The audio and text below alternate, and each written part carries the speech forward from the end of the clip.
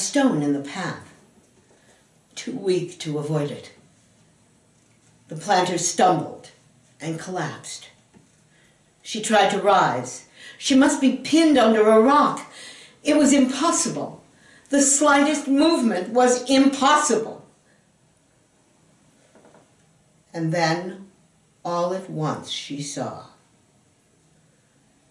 Starkly clear and huge and right before her eyes, furred with ants, towering and swaying in its death agony, the pompous stag. In 6 minutes, gnawed to the bones. Oh God, she couldn't die like that! And something outside her seemed to drag her to her feet. She tottered. She staggered forward again. Through the blazing ring hurtled an apparition which, as soon as it reached the ground on the inner side, fell full length and did not move. Lady Leiningen, at the moment she made this leap through the flames, lost consciousness for the first time in her life.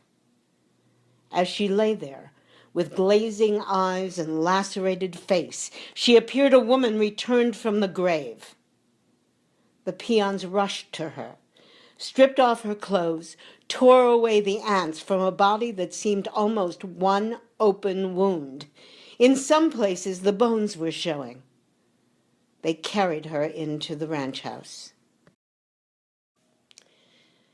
As the curtain of flames lowered, one could see, in place of the illimitable host of ants, an extensive vista of water. The thwarted river had swept over the plantation, carrying with it the entire army.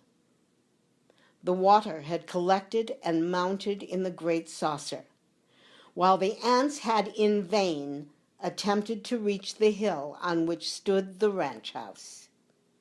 The girdle of flames held them back. And so, imprisoned between water and fire, they had been delivered into the annihilation that was their God. And near the farther mouth of the water ditch, where the stone mole had its second gap, the ocean swept the lost battalions into the river to vanish forever. The ring of fire dwindled as the water mounted to the petrol trench and quenched the dimming flames. The inundation rose higher and higher because its overflow was impeded by the timber and underbrush it had carried along with it. Its surface required some time to reach the top of the high stone breakwater and discharge over it the rest of the shattered army. It swelled over ant-stippled shrubs and bushes until it washed against the foot of the knoll whereon the besieged had taken refuge. For a while, an alluvial of ants tried again and again to attain this dry land, only to be repulsed by streams of petrol back into the merciless flood. Lady Leiningen lay on her bed, her body swathed from head to foot in bandages. With fomentations and salves, they had managed to stop the bleeding and had dressed her many wounds. Now, they thronged around her, one question in every face. Would she recover? She won't die, said the old man who had bandaged her, if she doesn't want to. The planter opened her eyes. Everything in order? She asked.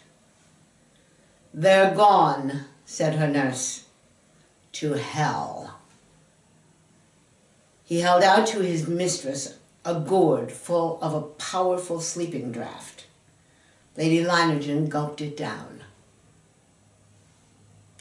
I told you I'd come back, she murmured, even if I am a bit streamlined.